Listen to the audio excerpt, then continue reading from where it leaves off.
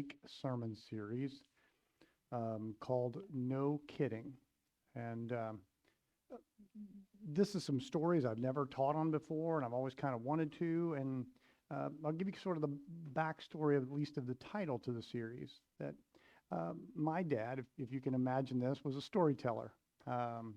So he loved to tell stories. And as a kid, I can remember him telling these long stories. And when he would get done, I'd look at him and go, "Are you kidding me?" And sometimes he'd say, "Yes, that never happened." And sometimes he'd say, "No kidding." And I guess I kind of adopted it because when I started telling my kids stories, I'd start off with, "Now, no kidding." And I'd tell him this story. There's some things that they sound, well, they just don't sound like they're true. Just don't sound like things that could happen. And we're going to look at 4 of those stories from the Old Testament of things that, did that really happen? That just doesn't sound like it could be true. It sounds like there's something wrong with them. In fact, the downside of these stories is that for some people, these push them away from faith. They say, "Well, I've never seen anything like that with my eyes, and so that could never have happened." And they sort of push it off as something beyond their experience. But I want to not push them away. I want to dig deeper into them and not just understand what happened, but really why it happened. What's the purpose of these stories? Why did God feel like he needed to communicate them to us? And so we're going to look at 4 stories of the Old Testament that when you hear them, you think that somebody might be joking. And today we start with a talking donkey. A talking donkey. All right? Let me give you the context as we dig into this. We are going to go way back in the Old Testament to the nation of Israel. It has come out of Egypt. There were the 10 plagues, and they traveled out of Egypt, and they came up to what's called the Promised Land, or Canaan. It was promised to Abraham that one day your descendants will return here, and they'll inherit this land. And they get there, and as they see the people that are in there, and they're big, and they say, "We'll never be able to take them." And God says, "I'm so disappointed that you won't trust me." And so for the next, up to this point, about 38 years, it's going to be 40 total, but about 38 years, they camp there in the wilderness. And after 38 years, they begin to move. God says, it's time. It's time to make this happen. And they go out, and first thing they do is they fight a guy named Sihon, the king of the Amorites, and they beat him. And the Amorites, they seem invincible, and they beat him. And so a guy named Og, one of my favorite Old Testament names, Og, O-G, Og, the king of Bashan, he goes out and fight. Now, Deuteronomy chapter 3 tells us that Og had an iron bed, and by today's equivalent, it was 14 feet long and 6 feet wide, all right? The idea was that this was some sort of a huge guy, all right? A Goliath-like creature who led these people, and they fight, and they defeat Og, king of Bashan. And as you can imagine, the nations around begin to go, uh-oh, the sleeping giant has arisen. Something's going to happen. And so our story picks up in Numbers chapter 22.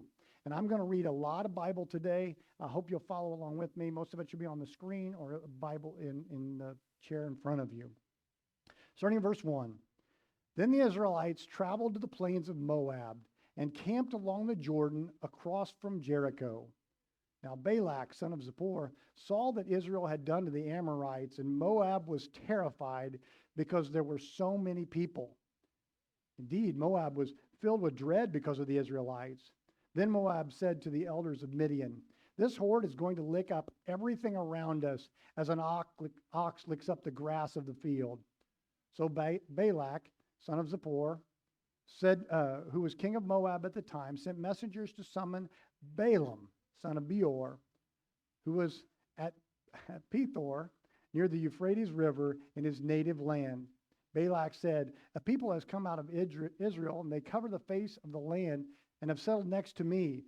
Now come and put a curse on these people, because they are too powerful for me. Perhaps I will be able to defeat them and drive them out of the land. For I know that whoever you bless is blessed, and whoever you curse is cursed." Well, let's pause there. So our king, Balak, is terrified. He's the king of Moab, and he recognizes that he's not going to be able to defeat these people, and so he comes up with an alternate plan. What we need to do is get somebody to put a curse on them, and he finds this guy, knows this guy named Balaam. Now, what's interesting is through all the passages I read about Balaam, he is never called a prophet of God.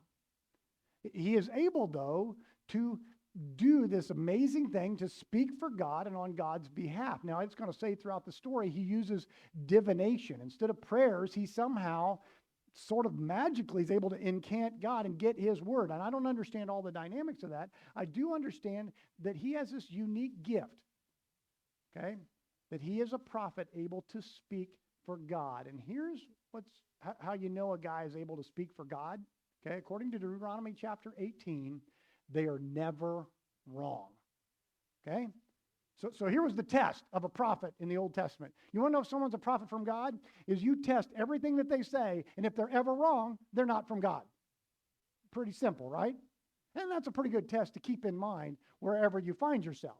Because there are people today who will claim to be able to predict the future. Are they ever wrong?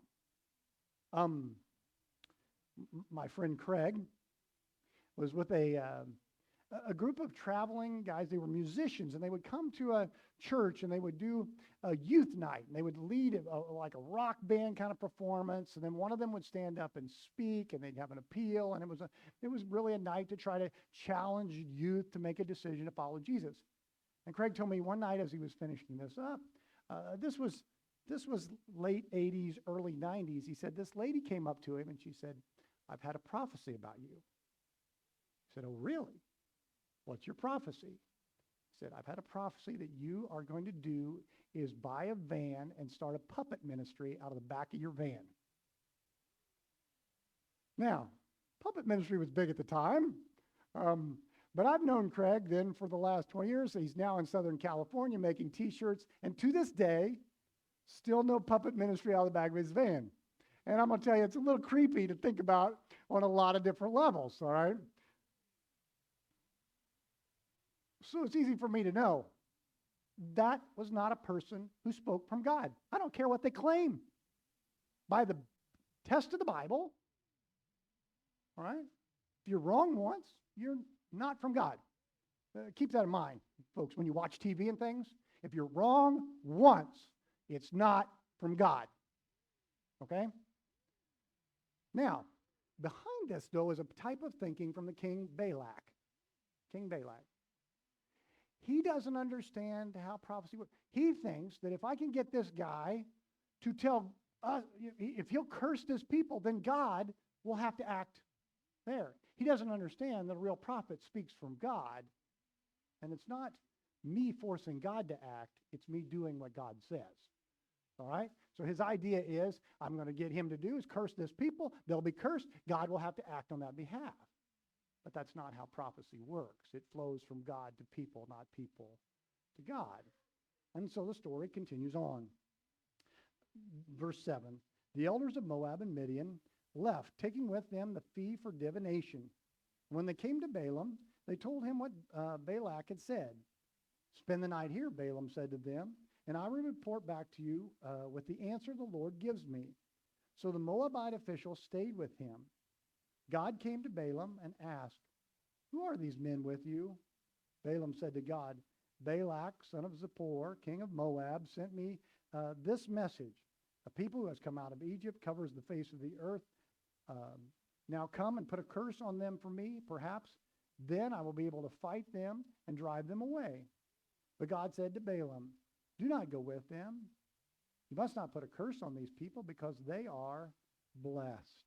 The next morning, Balaam got up and said to Balak's officials, "Go back to your own country, for the Lord has refused to let me go with you." Verse 14. So the Moabite officials returned to Balak and said, "Balaam has refused to come with us." Then Balak sent other officials, more numerous and more distinguished than the first. And they came to Balaam and said, "This is what Balak, son of Zippor, says. Do not let anything keep you from coming to me, because I will reward you handsomely and do whatever you say. come and put a curse on these people for me. But Balaam answered them, even if Balak gave me all the silver and gold in his palace, I could not do anything great or small to go beyond the command of the Lord my God. Verse 19, now spend the night here so that I can find out what else the Lord will tell me.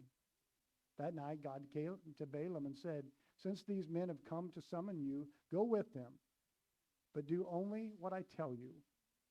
Balaam got up in the morning, saddled his donkey, and went with the Moabite officials.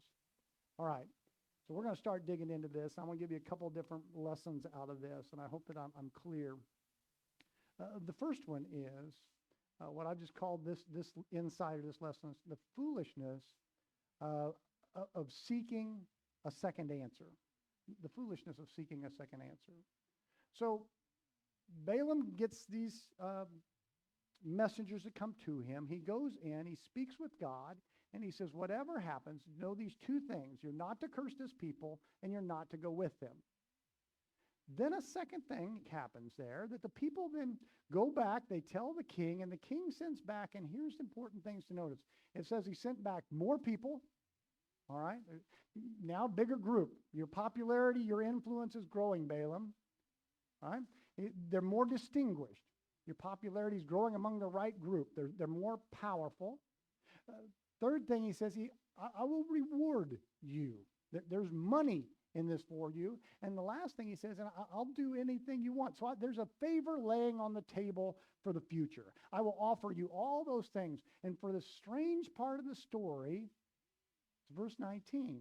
Verse 19, it says, now spend the night here so that I can find out what the Lord might tell me. Did he need to go back a second time? So those are my questions. Here's my questions. Number one, why go a second time? And here's the short answer. There's what God had said, and there's what he really wanted to do. Apparently, he is enticed by the money and the power that goes with it. Now, I'm not saying this in a vacuum. This is not just my opinion of Balaam, all right? In the nation of Israel, the name Balaam would begin to be equated with a few things. And throughout time, it would be kind of a story that would stick with the people, so much so that by the time we get to the New Testament, he's used it 2 different times in the New Testament. In the book of Jude, there's only 1 chapter, verse 11. This is what it says of Balaam. Woe to them. He's been talking about false teachers. Woe to them, they have taken the way of Cain. Then the second part, they rushed for profit into Balaam's error. Same kind of passage over in Peter.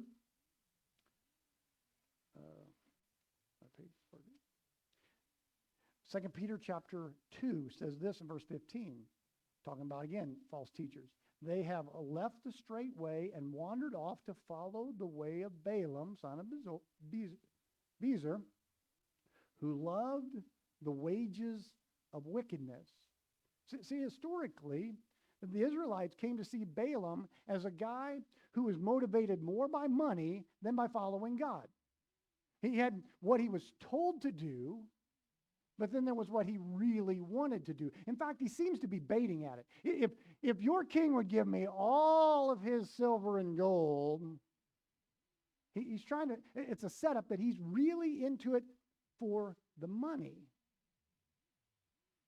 And we have to always be cautious. I preached about this just a couple weeks ago, but the influence that money and finances have over our life. Because here's what it has us doing. It has us start looking for loopholes and other ways around keeping God's word. You know, I heard a preacher explain it like this. He said, one day I came home with my kids after school and I had something to do outside. I said, go inside, but don't eat any of the cookies in the cabinet. He said, I messed around outside. I went inside and there they are standing eating cookies. I said to them, what are you doing? He said, you didn't say we couldn't eat the ones on the counter. All right. You just said the ones in the cabinet. Well, we're all kind of looking for that loophole. There's got to be some way that we can say we're following God, but we can still get what we really want. I'll just give you one example. I've dealt with this in my ministry. I've had at least 2 different times. Someone was widowed and a widower, And they met each other. And they wanted to spend the rest of their lives together. But if they get married, we lose Social Security benefits. So they asked me, "Preacher, can we just come to the church and be married in the eyes of God and not the state?" We try to find a shortcut for what I want, and I know what I should do, but, there's money involved. So Balaam becomes this one who sells out. Then why does God tell him to go? That's my second question. I've read this, and I've researched this, and I think I've got an answer. That when he tells him to go, it's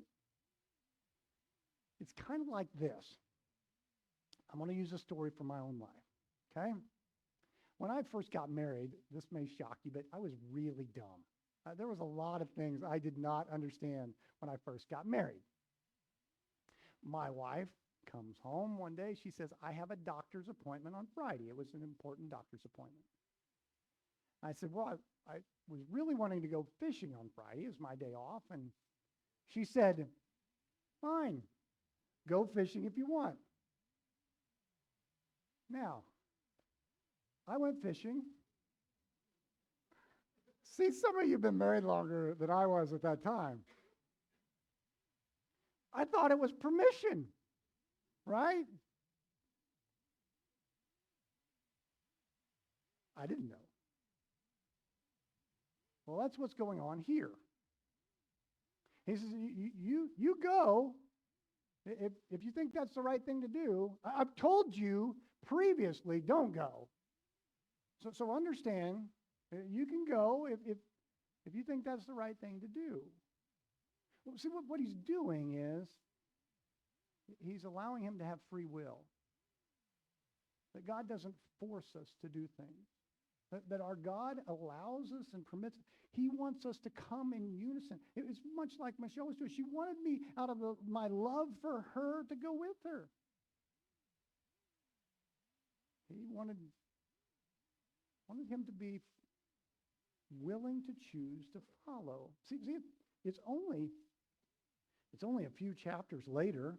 It's only a few chapters later that Moses is going to stand up as the people, re-gives the law again, and we're at 40 years now. They're ready to go into the promised land. This is what he's going to tell them in Deuteronomy chapter 30, starting verse 19. "This day I call the heavens and the earth as witness against you that I have set before you life and death, blessings and curses. Now choose life, that you and your children may live, and that you may love the Lord your God and listen to his voice and hold fast to him." I'm giving you this choice. Are you going to follow me? Because that's what I told you to do. I'm not going to force you. I'm going to ask you. Well, I grew up in church. Some of you also grew up in church, and the common thing through the 70s and 80s and even into the 90s was that every church service usually ended the exact same way. We had a hymn of invitation where people would come forward, or we called it the hymn of decision. And one of the songs that was a staple of that time was, "I have decided to follow Jesus. I have decided to follow Jesus. No turning back, no turning back. Though none go with me, still I will follow." No, we had verse 5. It's not in every hymn book. Will you decide now to follow Jesus? Will you decide? That's what he's put. Are you willing to say, "God, I'm going to step out and I'm going to follow you. I'm going to choose life. I'm going to keep your word. I'm going to stay true"? Or will you be seduced by the things around you? That's the part of the story, and it continues on back to Numbers chapter 22. And part of the reason I know and understand what's going on is because of the opening line of the next verse, verse 22. "And God was very angry when he went." God was very angry when he went. "And the angel of the Lord stood in the road to oppose him. And Balaam was riding on his donkey. His two servants were there with him. When the donkey saw the angel of the Lord standing in the road with a drawn sword in his hand, it turned off the road and into a field, and Balaam beat it to get it back on the road.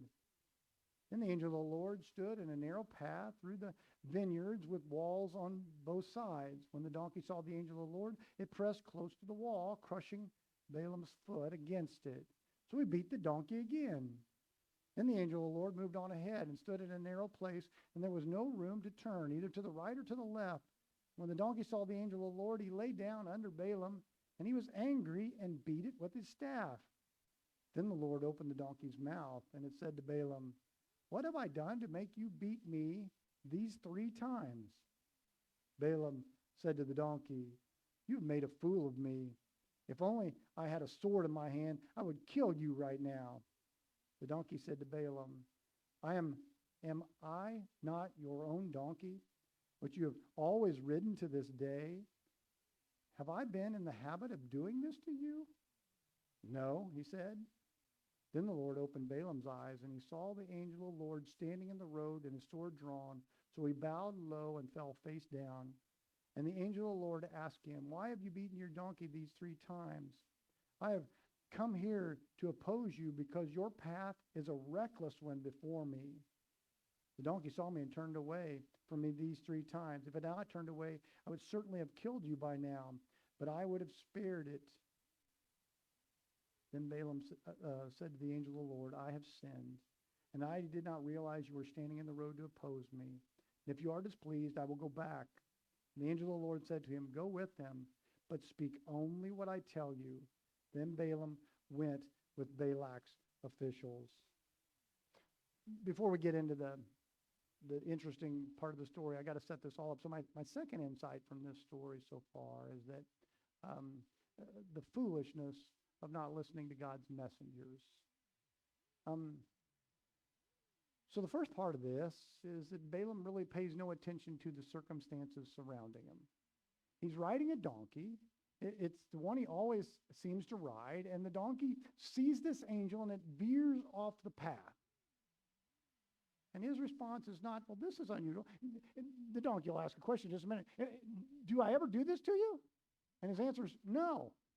So this is out of the ordinary, that his donkey's going to ride off the path. And he says, the response is to beat it to get back onto the path.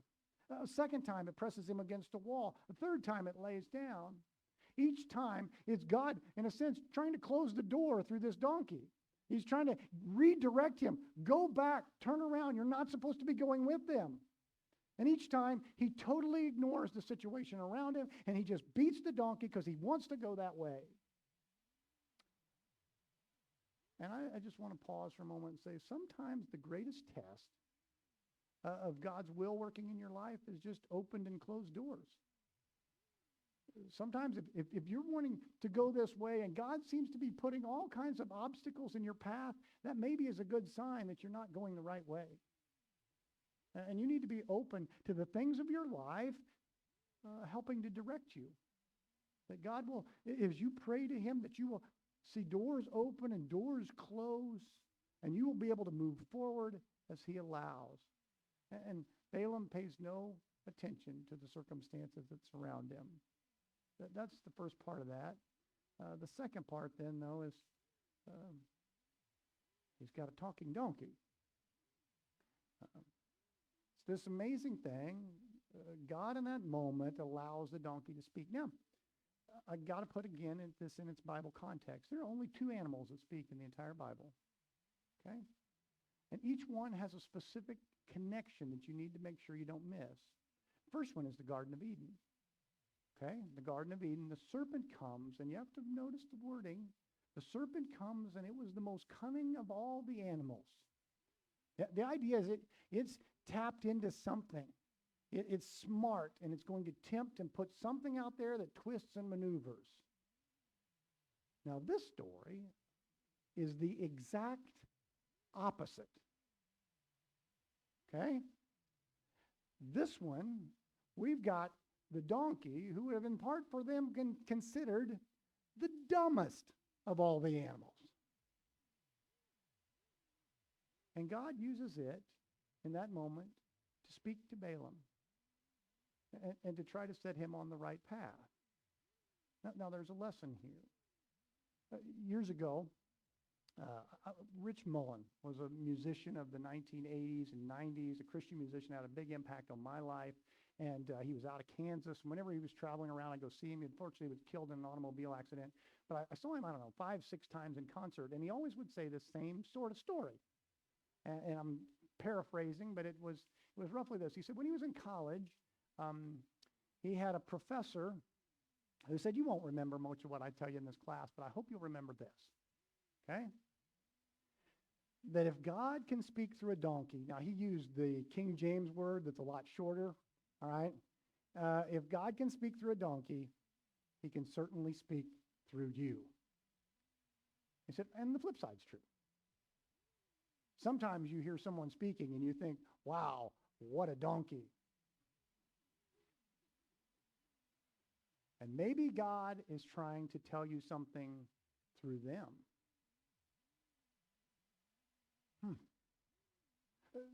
There's a lesson there. That God can use anyone, anything, any place to communicate his word, to help direct us, to help get us moving the right direction. Now, there's a comical part of the story. At least it's comical to me. Balaam doesn't flinch. All right? My donkey stops and starts talking. For me, that's a moment to go, whoa, this is out of the ordinary. I was struggling with this week. And then the Lord just providentially, I scrolled onto Facebook and I watched a video of someone interacting with their dog. And I realized that some of you, if your dog started talking, you wouldn't flinch. All right? You talk to it anyway, all right, and act like it's human, so it was no big deal. And I'm sure a guy that spent a lot of time riding a donkey, and this is the one he always rides, he's probably talked to it a few times. He's not really that surprised that it started speaking back to him. But in that moment, he gets to see the angel. His eyes are opened. And the whole thing is driving towards this one statement in verse 34, I have sinned. And for the first time, he realizes he has been going the wrong way. God told me what to do, but I was enticed, and I went, and I probably shouldn't have. And really what this is, what this is in Numbers chapter 2 is a story of a man learning to do God's will, okay? But he has to learn it the hard way. Now, I know some of you can identify with that. The story of your life is not, God told me to do something and I just hopped on board and followed it along. The story of your life is that I had to have some circumstances go wrong. I had to make some poor choices. Sometimes I was beating the donkey, trying to go a different direction. And God stepped up and did something. You don't have to make every mistake in life. You don't have to learn things the hard way. You can read these Bible characters and these Bible stories, and what God's trying to do is say, listen, I want to bypass you a lot of pain. I want to bypass you a lot of headache. Just know that what I say, choose to do it. It will always be the best for everyone. And so he learns to speak for God. The next chapter unfolds. He goes up and three different times they offer sacrifices, and he stands on a hill and he looks out on the Israelites and he blesses them, not curses them. And the king says, let's do it again. 3 times he blesses them instead of cursing them. And in the end, the Israelites will win. In the end, in battle, a few chapters later, Balaam's going to get killed. In the end, God's will is going to prevail. And really at its heart, the story is about people who follow God, but it's also about a story about a powerful God who's patient and kind and loving and spends time trying to maneuver us and put things in our life that will help us to follow him on this journey. And as we give ourselves to him, well, then he can do mighty things. Dr. Harry Zimmer traveled around the country teaching in churches, trying to help guys be trained as pastors in a time in our country 40, 50 years ago when there wasn't the internet, and he was trying to get into as many churches and help guys as preachers as he could. He tells the story that after one of his teachings, a guy came up to him and he said he was rough, not dressed well, not clean shaven, not well kept. And the man stood there and he said, Dr. Zimmer, thank you for your words today. They will help me in my ministry. And he said, you're a preacher? He said, oh yeah. He goes, I preach at a little church up here in the mountains. There's not many of us, but you know what I'm learning? Is that God can strike a mighty blow even with a crooked stick. Dr. Zimmer said, oh yes. He said, it doesn't matter the stick. It always matters the hand that wields it. And as I read through Numbers 22, I realize God, he can use Balaam, he can use a donkey, and he can even use you and I. Let's pray. Father God, help us to be open to follow your lead. Help us to be open to choose to be your person in our relationships, in our community, and in this world. Empower us, strengthen us as we follow you. Help keep us from mistakes. We thank you for your love and compassion that continually redirects us. In Jesus' name, amen.